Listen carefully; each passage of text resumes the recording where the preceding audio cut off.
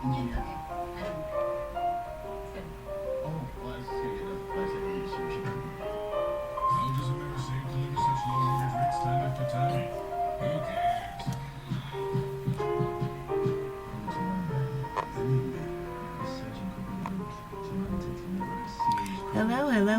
and welcome to the Black Girl Magic Podcast Show, brought to you by Spreaker Studios.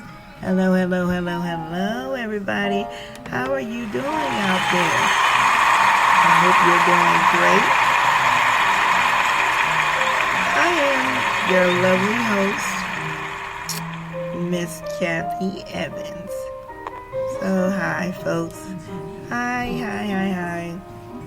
Today we're going to be getting into some news about these cases that are going on out here, and about Aubrey, and about the boy Cal Richard, what is his name? I think it's Cal Ritterhouse or something, but the young man that's on trial now for killing 2 people and injuring 1. So yes, I wanted to, let's get into some of that, because I really want to know about him, because it is, Cal Rittenhouse. So let's get into that. Yeah. With Pull-Ups Plus training pants, you can unlock digital games and rewards. Download the Disney Scan app and scan the Pull-Ups Plus logo on your pack of training pants to make potty training fun, fast, and easy. I'm a big kid now. This is the Liftoff. Streaming straight to you, anytime, anywhere. You just met one friend right here. You're watching ABC News Live. Thanks for streaming with us. Admit it. These days, what you need to know Seems to change just about every day. what is it that you really want to know, need to know, To help you not just get through your day, but to make the most of it. Feel smarter. feel better. Feel happier. Well, how about a third hour of Good Morning America? GMA 3. What you need to know. Now streaming on ABC News Live. It's all about you. World News Now. And America This Morning. The best new video. The breaking news overnight. Emergency crews called to the town of Surfside. U.S. airstrikes hitting targets in Iraq and Syria. The stories people are talking about. You don't want to shave your legs? Don't. Oh my! Got it! And what to expect in the day ahead. ABC World News Now and America This Morning. Starting at 2 a.m. Eastern. Up all night to keep you up to date. It was an extraordinary story. A computer salesman was supposed to report to prison to begin a 17-year sentence. They let him turn himself into jail with no escort. No one thought he would run.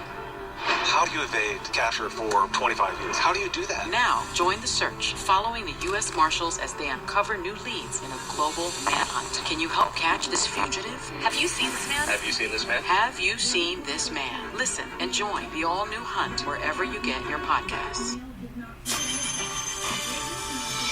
Checking the top stories, Green Bay Packers quarterback Aaron Rodgers is facing a $14,000 fine from the NFL for violating COVID safety protocols. The team is facing a $300,000 fine. Rodgers says he takes full responsibility for saying he was immunized against the virus, not vaccinated. A legal defeat for former President Trump. A judge has rejected Trump's attempt to block the release of his White House records to the committee investigating January's attack on the Capitol. The judge made it clear that it's up to the current president to assert executive privilege. Trump plans to appeal. Americans are facing a record level of household debt. Rising home and car prices combined with more credit card use have sent household debt soaring to $15 trillion. Today's weather, mild along the East Coast, heavy rain for the plains and upper Midwest, strong storms along the Gulf Coast, more rain and mountain snow in the Northwest. And finally, the new attraction suspending thrill seekers 1,300 feet above the Big Apple. Yeah, we tried it out, along with Will Gans. Ever wonder what it feels like to be 1,000 feet above the Big Apple? Wonder no more. Welcome to the City Climb, the highest open-air building climb in the world. It's taller than 4 football fields combined. Finally, opening day for thrill seekers willing to scale the perimeter of this Manhattan skyscraper. Folks coming from all over for their own slice of this daredevil's heaven. And of course, we just couldn't resist. Outfitted in a jumpsuit and harnesses, Andrew, All right, works. Mona, and Will.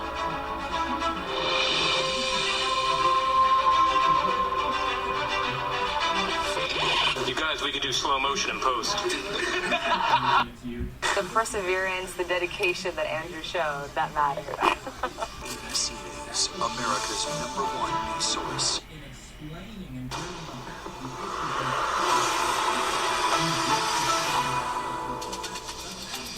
Hey, good morning, everyone. I'm Kira Phillips. Thanks so much for streaming with us. The Ahmaud Arbery murder trial set to resume in just a few minutes. We are live at the courthouse.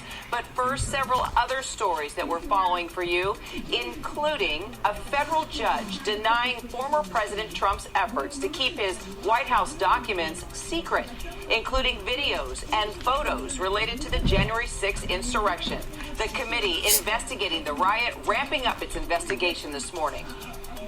New details in the investigation into that deadly concert in Houston. We're hearing from a medic who responded to the scene, thrust into an out-of-control crowd. We have the latest from Houston. And we're heading to the bottom of the earth, broadcasting from the treacherous Drake Passage. Our Amy Robach navigating the rough seas, taking us on an expedition to Antarctica, showing us firsthand the dangerous climate change posed to the extraordinary continent. We are there live this morning. But we begin with the Ahmaud Arbery murder trial set to resume after a contentious day in court yesterday. The jury was sent out of the room 5 times as attorneys argued over how to proceed. Police investigator Parker Marcy testifying that Gregory McMichael told him he chased Arbery so that police could arrest or identify him, saying Arbery was cornered like a rat. Defense attorneys saying that if Arbery had stopped and identified himself, well, it would have been a whole different ballgame. Alex Prochet, just outside the courthouse in Brunswick, Georgia, with the latest for us. Good morning, Kira. So yesterday we heard from 2 witnesses, investigator Parker Marcy, as you mentioned, who interviewed many of the defendants in this case, and then also former officer Jeff Brandenberry, who had interviewed one of the McMichaels at the scene after that shooting. But regardless of what happened in the trial, I mean, the biggest takeaway, and I think some of the biggest keys from yesterday, was some of the frustrations that we saw from the judge in this. Judge Walmsley basically chastising lawyers for the defense, specifically one of the attorneys for Travis McMichael, Sheffield, who during yesterday's proceedings appeared to be writing in large letters on a board of sorts certain terms that could be construed as being favorable to the defense. And he did it in a way that was visible for the entire gallery. The judge basically saying that this was the equivalent of courtroom gamesmanship, and he was clearly visibly frustrated. Something else that frustrated the judge yesterday was the trickle in snail's pace at which sometimes this trial has moved forward. We've seen a ton of motions and sidebars and recesses and objections, frankly, that have stalled or delayed this trial in ways. You mentioned how there were at least 5 delays yesterday. There were a number of delays on Friday as well, and that's become a running theme during this trial. The judge wanting to keep this going, this trial on track. It's been something that we've heard from the family of Ahmaud Arbery. Wanda Cooper Jones has been frustrated about the number of motions that she says equate to just slowing things down, and it's clearly something that's been on the judge's mind as well. Now, I will say today, we're about 30 minutes away from things really kind of getting underway. There is a different energy here. I was driving in, and just down the way is usually where we see some of the defendants come in. The perimeter for security has been expanded. We've seen more of the roads kind of cordoned off here, and that's because we're anticipating a larger crowd. We got word, the latest guidance on this is there's going to be a rally out here around noon during that lunch recess, where we're expected to hear the parents of Ahmaud Arbery speak, also possibly a rally organized by the Reverend Al Sharpton of the National Action Network. And so we're expecting a lot more foot traffic here than we've seen in the last few days. All right, Alex, we are going to be talking a lot throughout the morning. Appreciate you. Let's also bring in now criminal attorney and ABC News legal contributor Shauna Lloyd for more on this trial. So, Shauna, you know, the jury was shown surveillance video of Arbery entering the unfinished house and looking around. That unfinished house we've been talking about for months now. He doesn't take anything. Here's that video right there that we've seen throughout the trial. And they point that they paused actually the video to show Ahmaud grabbing the front of his shorts. Now, Travis McMichael had stated that he thought Arbery grabbed the front of his shorts when he saw him 12 days earlier, and he had interpreted that possibly he had a gun. So here it was fairly clear that he's not touching a weapon. So how significant is that? I think that's really important because it lays the foundation that this wasn't a threatening move. This is just something that he's doing, whether it's to keep the shorts up or whether it's just an unconscious grab.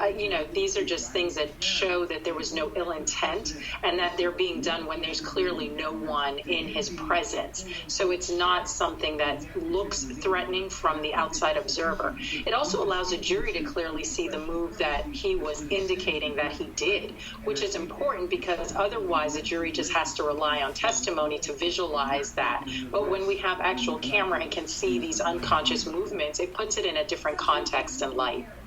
Definitely. Also, when we were listening to Investigator Marcy on the stand yesterday, he said that Gregory McMichael told him, quote, it don't take a rocket surgeon to know that he was cornered like a rat. How damning was that statement? I think that's very important, especially when you layer it, right? So initially when they called 911, the only thing they could identify was that there was a black man running. So to say that you go from a black man running to all of a sudden he's cornered like a rat, well, we don't even know what he's cornered for. Why is he being cornered? We typically do not think of individuals as cornering one another. It's not something we go around doing. And so I think it's very damning because it shows the state of mind that they were in, and what they were attempting to do was, in fact, get him in some sort of place that he couldn't escape out of, or in some situation that he couldn't escape out of. So I think that speaks to the intent of the three defendants. At BMW, we know every holiday looks different. So we created the ultimate whatever your road home looks like machine. Receive a credit of up to $2,500 through November 30th. Shauna Lloyd, thank you so much. I know you're going to be with us all morning, and we're going to have live coverage, of course, as the trial as it resumes today starting at 9 a.m. Eastern. We will see you then, Shauna. Absolutely.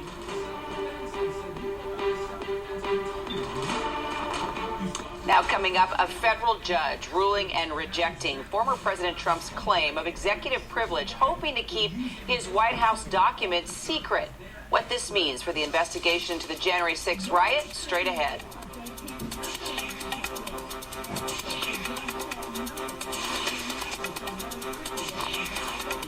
It was an extraordinary story. A computer salesman was supposed to report to prison to begin a 17-year sentence. They let him turn himself into jail with no escort. No one thought he would run. How do you evade capture for 25 years? How do you do that? Now, join the search, following the U.S. Marshals as they uncover new leads in a global manhunt. Can you help catch this fugitive? Have you seen this man? Have you seen this man? Have you seen this man? Listen and join the all-new hunt wherever you get your podcast.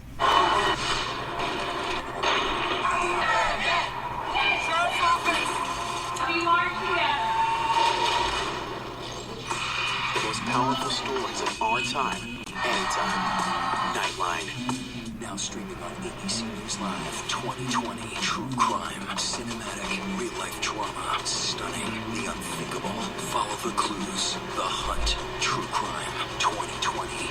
Now streaming on ABC.